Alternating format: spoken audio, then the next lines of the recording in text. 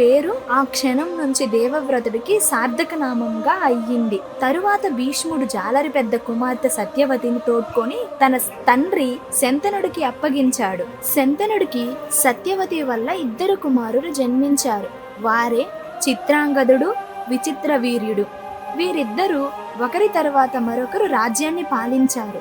విచిత్ర వీర్యుడికి 2 కుమారులు కలిగారు. ఒకరు ధృతరాష్ట్రుడు, మరొకరు పాండుపుత్రుడు. విచిత్ర వీర్యుని ప్రథమ భార్య అయిన అంబికకు ధృతరాష్ట్రుడు జన్మించాడు. రెండో భార్య అంబాలికకు పాండు పుట్టాడు. ధృతరాష్ట్రుడికి 9 కుమారులు కలిగారు. వీరిని కౌరవులు అన్నారు. పాండుకు 5 కుమారులు కలిగారు. వీరిని పాండుపుత్రులు అనే ఖ్యాతి గడించారు. భీష్ముడు తమ వర్గం వారందరితోనూ గొప్ప గౌరవాన్ని పొందుతూ చాలా కాలం జీవించాడు. అతడు కురుక్షేత్ర మహాయుద్ధం అంతం వరకు జీవించాడు. వంశవృక్షం ఏమిటంటే శంతనుడికి గంగాదేవి వల్ల భీష్ముడు, సత్యవతి వల్ల చిత్రాంగదుడు, విచిత్ర వీర్యుడు జన్మించారు. విచిత్ర వీర్యుడికి అంబిక వల్ల ధృతరాష్ట్రుడు జన్మించాడు. ధృతరాష్ట్రుడికి కౌరవులు జన్మించారు.